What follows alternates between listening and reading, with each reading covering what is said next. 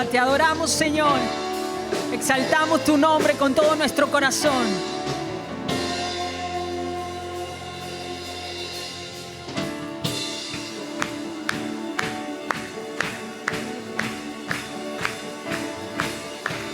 Mi vergüenza me sepultó.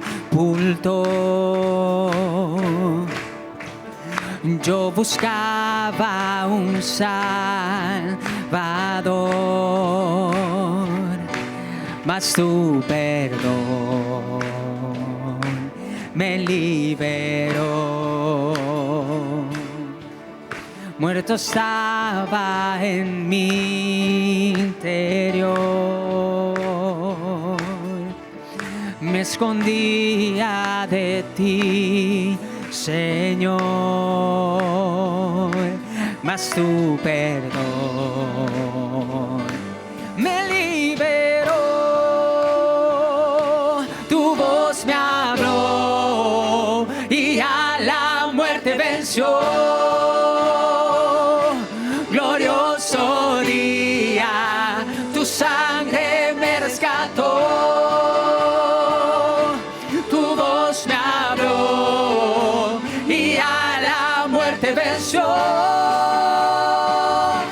Glorioso día, tu sangre me rescató.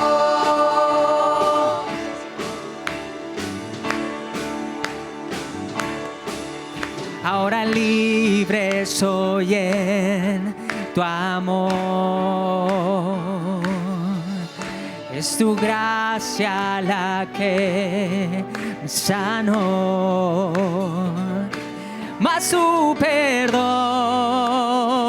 a mí me liberó. Tu voz me habló y a la muerte venció. ¡Aleluya! Glorioso día, tu sangre me rescató. Tu voz me habló y a la muerte venció. Glorioso día, tu sangre me rescató. Sí, Señor.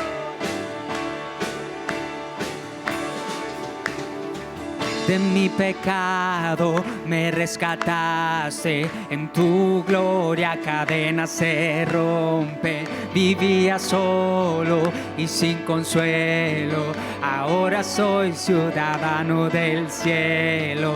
Tú me sanaste estando herido, Jesús, por tu amor yo respiro. Tengo futuro, ahora veo, porque tu voz me habló. Decláralo bien fuerte.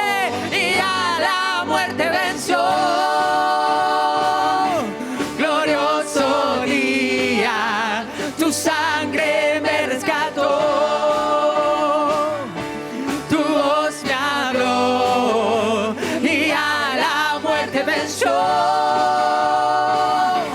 Glorioso día, tu sangre me rescató. Sí, Señor. Miren lo que dice la palabra del Señor en Colosenses 1:21. En otro tiempo, ustedes, por su actitud y sus malas acciones, estaban alejados de Dios y eran sus enemigos. Pero ahora, a fin de presentarlos santos, intachables e incorruptibles delante de Él, los ha reconciliado en el cuerpo de Jesucristo mediante su muerte. ¡Aleluya! Antes éramos enemigos de Dios por cómo nos manejamos, por nuestra actitud, por cómo pensamos. Pero hoy, a través de Cristo, Dios nos reconcilió con Él para que podamos tener libertad y vivir una vida alejada del pecado. Amén. ¿Cuántos están alegres por eso? ¿Cuántos? Dígame si no es motivo para celebrar y adorarle al Señor. Él nos perdonó, Él te perdonó. Decile que está a tu lado, Él te perdonó de tu pecado. Él te reconcilió con Dios. Gozate, alegrate, aleluya. De mi pecado me rescataste, en tu gloria cadenas se rompen. Vivía solo y sin consuelo, ahora soy ciudadano del cielo. De mi pecado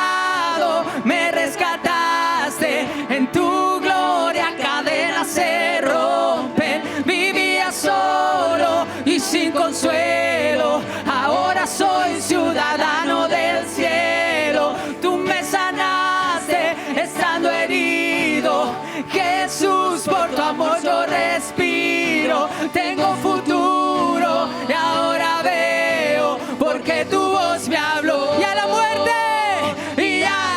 muerte venció. Aleluya. Glorioso día, tu sangre me rescató, tu voz me habló y a la muerte venció. Glorioso día, tu sangre me rescató.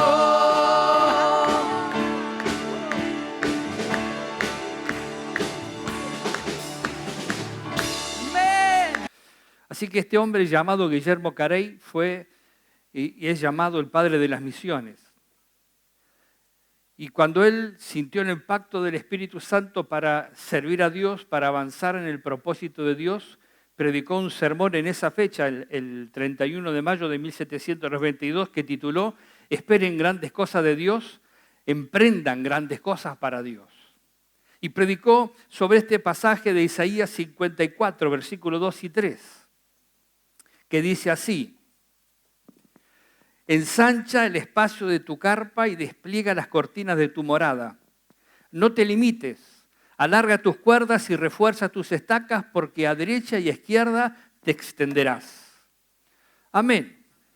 Hace varios años ya, ¿no? En el año 1995 comenzamos en este lugar, básicamente al lado.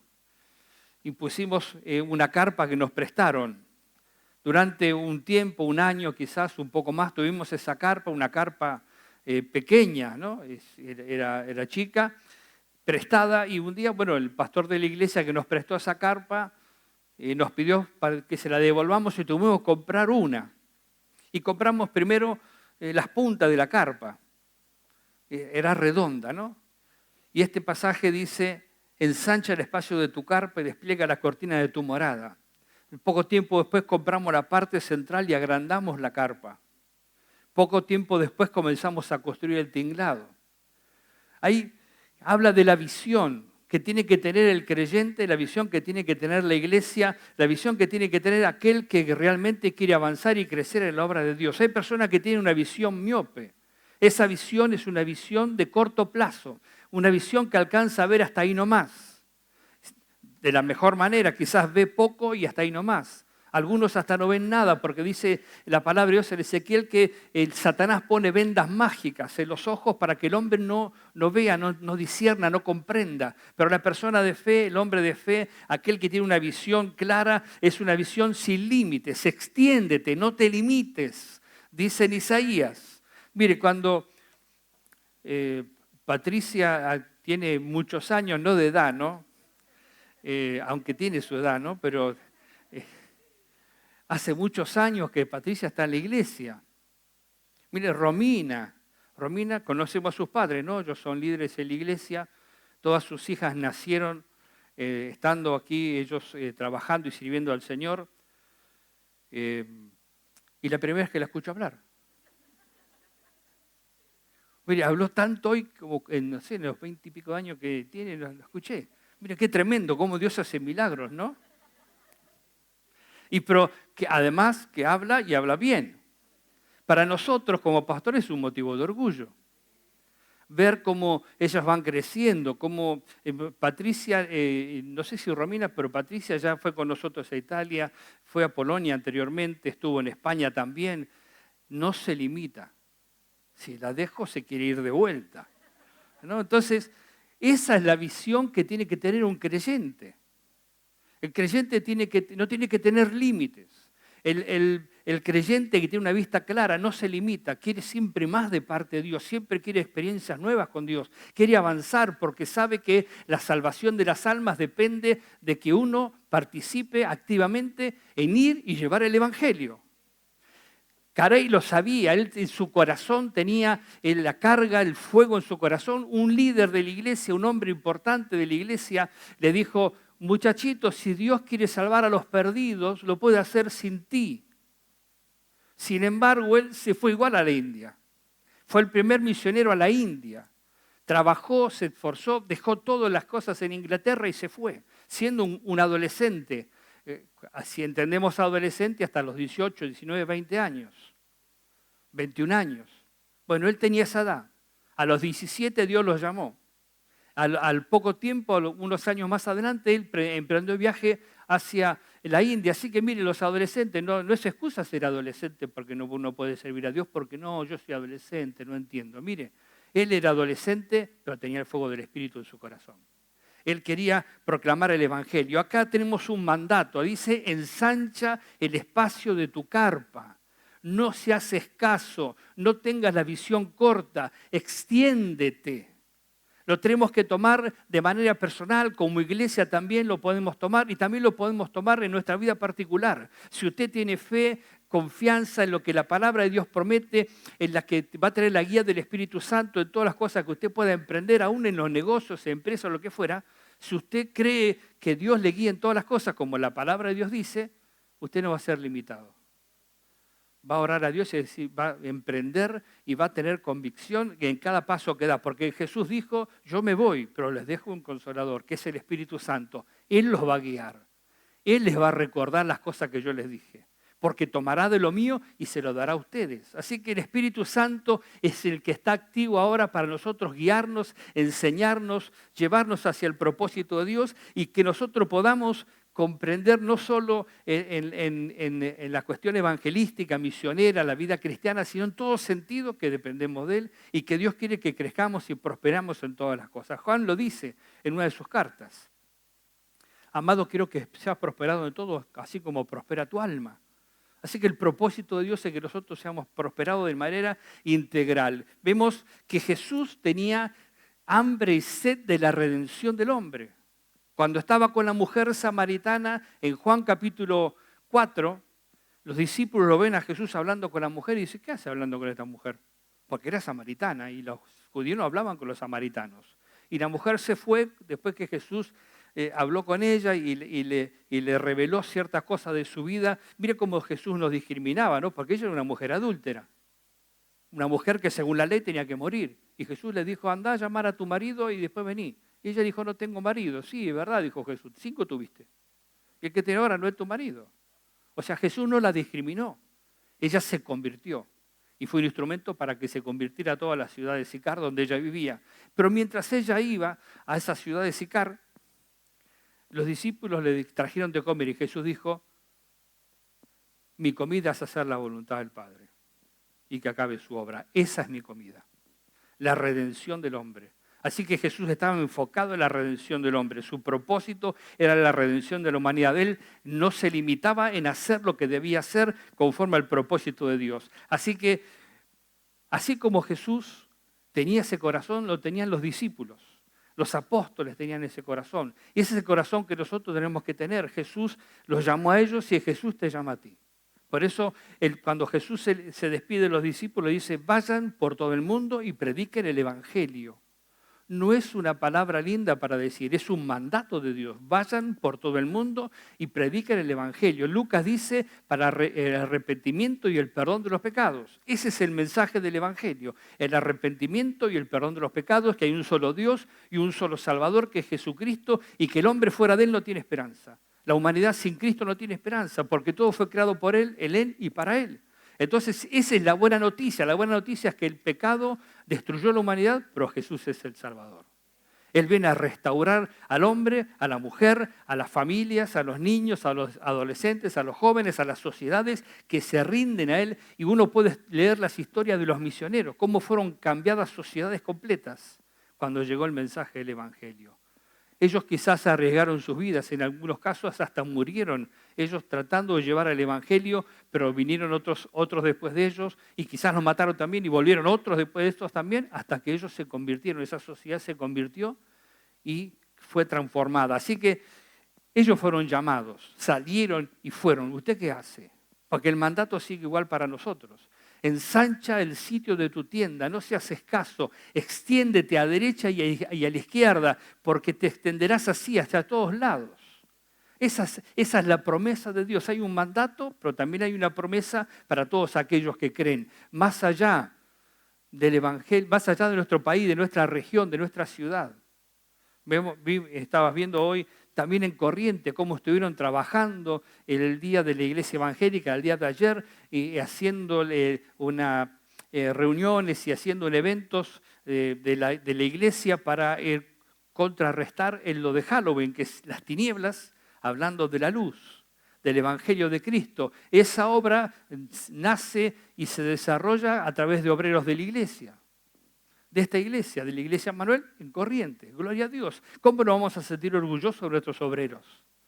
¿Cómo nos vamos a sentir nosotros satisfechos de ver cómo van creciendo y se van desarrollando, van creciendo, van haciendo la obra de Dios y van llevando el Evangelio a los perdidos? Porque lo que Patricia no mencionó, creo que no sé si lo mencionó, creo que no, pero las personas que sí que se acercaban a la iglesia, muchas eran gente nueva. No estaban ganando gente de otra iglesia. Estaban ganando almas para Cristo. Estaban llevando personas al conocimiento de la verdad. Personas que no conocían a Dios o creyentes que se habían apartado y empezaron a regresar a la iglesia, y otros que no conocían a Cristo. Mire, decía ella, allá no se trabaja como aquí. No se hace evangelismo como se hace acá. No hay permiso, no se puede hacer en la calle. Entonces todos ellos se organizaban por Facebook y a través de las redes. Y las personas llegaban a los eventos porque habían visto en la red, en Facebook. En medio del campo, en medio del bosque, habían hecho un picnic y la gente llegaba ahí al bosque. Miren qué tremendo, ¿no? Era la convocatoria del Espíritu Santo. Por eso para Dios no hay nada imposible. Y los desafíos económicos que enfrentaron los vencieron. Los desafíos en cuanto a ganar las almas, a la imposibilidad de no poder hacer los evangelismos como aquí uno hace, que sale y te reparte folleto, habla en el colectivo, en el tren, en todo. No, ya no se puede hacer. Sin embargo, las personas se convertían igual. Porque para Dios no hay límite. Por eso dice, no te limites. Extiéndete. Así que también Dios lo llama y lo aparta a usted, para que usted pueda ser una persona, instrumento en sus manos, para que usted pueda entrar en esta aventura divina. Mire qué tremendo, ¿no? Porque es una aventura en el sentido positivo, ¿no? Uno se larga a servir a Dios y ellos fueron a Europa con pasaporte argentino. No hay problema porque uno puede entrar, pero tiene restricciones. Entonces uno, claro, si uno no está muy al tanto y va, y se encuentra después con los obstáculos, pero es una aventura en la cual Dios interviene. Es una aventura en la cual Dios muestra su poder y su gracia, abre puertas, cierra aquellas puertas que el enemigo quiere abrir para hacer tropezar, para poner obstáculos. Dios las saca del medio y permite que su pueblo pueda avanzar con libertad, como pasó con el Mar Rojo, con el río Jordán, con la muralla de Jericó. Dios da la orden y las cosas ocurren. No hay nada imposible para Dios. Así que esta aventura que ellas tomaron fue para salvar almas. Y Dios te llama lo mismo a ti. Dios te llama para que tú le sigas. Guillermo Carey estaba seguro de que aquel que le había hablado era Dios, que lo que le había escuchado era la voz de Dios. Si usted tiene relación con Dios, usted va a comprender cuando Dios le habla. Si usted no se relaciona con Dios en oración, como también mencionaban ellas, en oración y ayuno, claro, uno dice, ¿y cómo sé cuando Dios me habla? Bueno, si yo no tengo comunión con Dios, no sé, porque no conozco la voz de Dios. Pero Guillermo Carey estaba seguro, estaba dispuesto a afrontar lo que sea, ¿no? Este líder le dijo, jovencito, si Dios quiere hacer algo, no te necesita a ti, a él no lo frenó.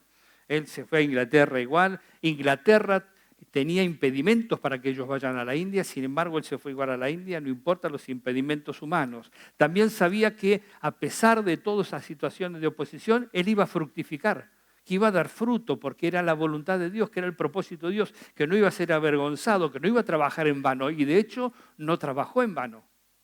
En la India, según el reporte histórico, ¿no? Él, por un lado inició lo que sería el sistema de asociación que después se fue perfeccionando y en la actualidad sigue usándose, de sostén de los misioneros y de la obra misionera y de las agencias misioneras.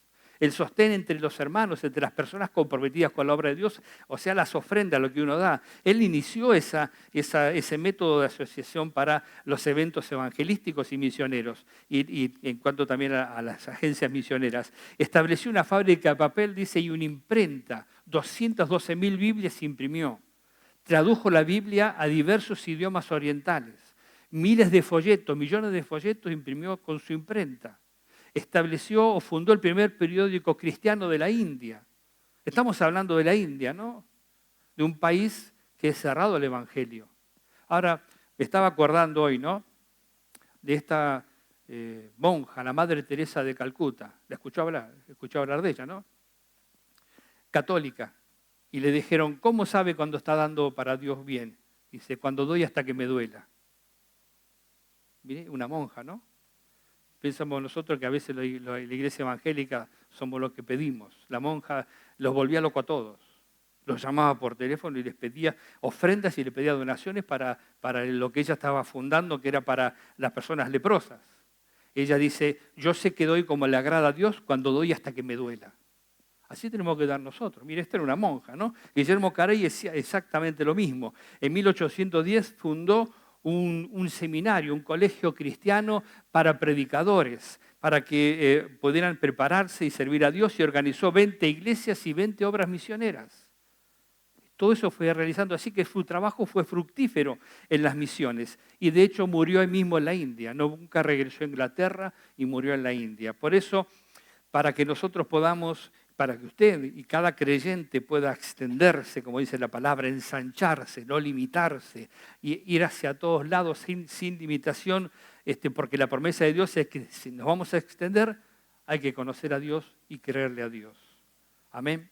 ¿Usted conoce a Dios? ¿Responde al llamado de Dios? Miren, en Hebreos 6, quiero terminar con esto, dice algo que es fuerte el autor de Hebreos. Pero dice cuál es el propósito de Dios, qué es lo que Dios espera de nosotros, del creyente. Dice, quiero leer a partir del versículo 7, que menciona a Jesús, que menciona cómo era su vida, qué es lo que Él padeció, cómo sufrió y cómo fue perfeccionado. Y después habla de nosotros, o sea, de los creyentes. Dice, versículo 7, en los días de su vida mortal, Jesús ofreció oraciones y súplicas con fuerte clamor y lágrimas al que podía salvarlo de la muerte y fue escuchado por su temor reverente. Aunque era hijo, mediante el sufrimiento aprendió a obedecer y consumada su perfección llegó a ser autor de eterna salvación para todos los que le obedecen. Y Dios lo nombró sumo sacerdote según el orden de Melquisedec. Sobre este tema tenemos mucho que decir, aunque es difícil de explicarlo. Porque a ustedes lo que les entra por un oído les sale por el otro. En realidad, a estas alturas ya deberían ser maestros. Y sin embargo necesitan que alguien vuelva a enseñarles las verdades más elementales de la palabra de Dios. Dicho de otro modo, necesitan leche en vez de alimento sólido. El que solo se alimenta de leche es inexperto en el mensaje de justicia. Es como un niño de pecho. En cambio, el alimento sólido es para los adultos, para los que tienen la capacidad de distinguir entre lo bueno y lo malo, pues han ejercitado su facultad de percepción espiritual. Comienza hablando de Jesús, de que Jesús fue perfeccionado antes de Él ofrecerse como Redentor en sacrificio por nosotros. Pero fue perfeccionado en la obediencia. Dice que ofreció oraciones, súplicas, fuerte clamor y lágrimas. Ese es el ejemplo de Cristo. Él se sometió, obedeció, fue sumiso y fue perfeccionado. Porque dice, y consumada su perfección, llegó a ser autor de eterna salvación. Dios quiere perfeccionarte. Si Dios perfeccionó a Jesús, ¿por qué no nos va a perfeccionar a nosotros? Él quiere perfeccionarnos. Por eso lo que sigue diciendo es que si nosotros no entramos en ese proceso de crecimiento, la palabra entra por un oído y sale por el otro. Eso es lo que le pasaba a los hebreos, en parte.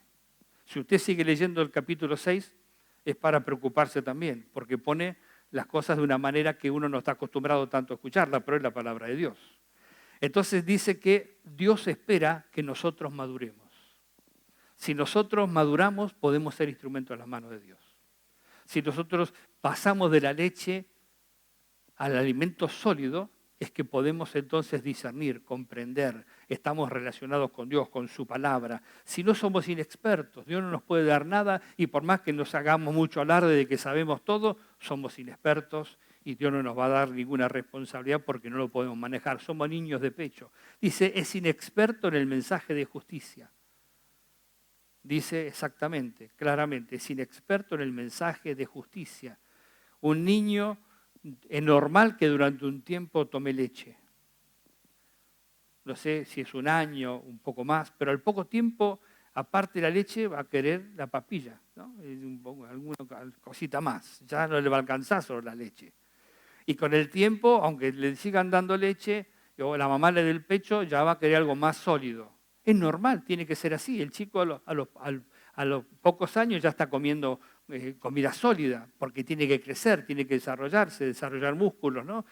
Tiene que crecer su cuerpo, los huesos, las neuronas, y tiene que desarrollarse en todo sentido. Bueno, la vida espiritual es igual. Si uno solamente bebe leche, y no crece y no se desarrolla porque no toma la decisión. Aquí la cosa pasa por nuestras decisiones. Un niño, aunque no lo decida, va a crecer, porque naturalmente es así, crece, se desarrolla. Está establecido por Dios así. Nosotros deberíamos crecer porque tenemos que tomar decisiones. Guillermo Carey un día tomó una decisión y se fue a la India. Nuestras hermanas tomaron una decisión. Ahora la semana que viene, el miércoles, vuelve la familia Jurisic de México. Ellos también tomaron una decisión. Dejaron todo para irse a México y estuvieron allí bastantes meses también. Ahora están regresando, pero siempre les va a pasar seguramente como Patricia, están ahí con la expectativa de querer regresar y continuar con la obra que comenzaron. Ellos vieron la mano de Dios, el sostén de Dios, la provisión de Dios. Cuando vengan nos van a contar. El milagro de Dios, económicamente también. Porque para Dios no hay nada imposible. Si usted se ensancha, si usted se extiende, si usted no se limita, va a ver la mano de Dios.